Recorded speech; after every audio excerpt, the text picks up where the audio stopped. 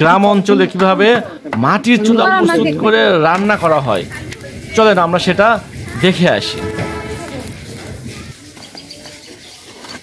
15 থেকে 20 ইঞ্চি ডিপ করে আপনাকে মাটিটাকে আগে খুঁড়ে ফেলতে হবে। এই যে আপনারা দেখতে পাচ্ছেন, এভাবে ঠিক সাইজ করে নিতে হবে।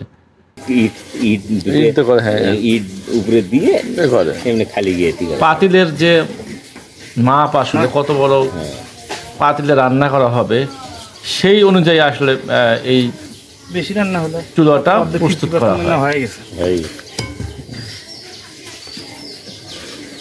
ওই মাপ দিয়ে পানিটা উঠে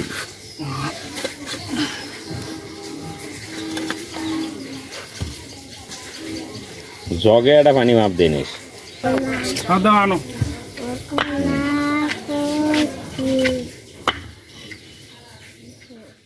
এই আমরা এখন দেখতে পাচ্ছি যে ওই আগুন স্টার্ট করা হচ্ছে আর কি।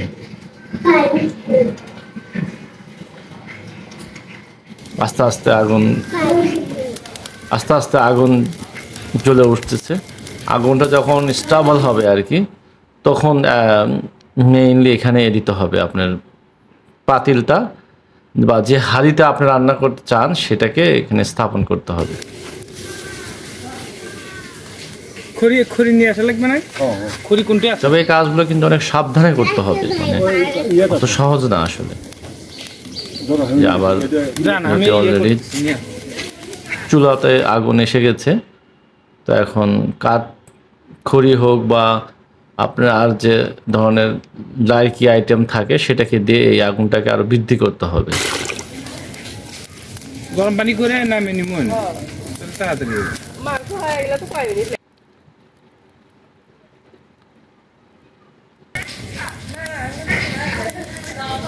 এখন মোটামুটি আমরা দেখতে পাচ্ছি যে অনেক আগুন হয়ে গেছে। এই ধরনের বড় ডেস্কি বা পাতিল আপনাকে চুলার উপরে রাখতে হবে। তারপর আপনার যে ধরনের আইটেম রান্না করতে চান সেইটা এটার ভিতর দিয়ে কাঠ হোক, খড়ি হোক বা লার্কি যে আইটেমই হোক না কেন সেটা দিয়ে আপনার এই রান্নাটা আধা ঘন্টা থেকে 40 মিনিট চাল দিলেই খাবারটা প্রস্তুত হয়ে যায়। যারা সাধারণত গ্যাসের চুলায় খাবার খেয়ে অভ্যস্ত তারা যদি এই খাবারটা খান, তার কাছে এই খাবারটা আসলে অমৃত বলে মনে হবে। যদি এই ভিডিওটা আপনাদের ভালো লাগে বেশি বেশি করে লাইক করবেন এবং শেয়ার করবেন। সবাই ভালো থাকবেন। আল্লাহ হাফেজ।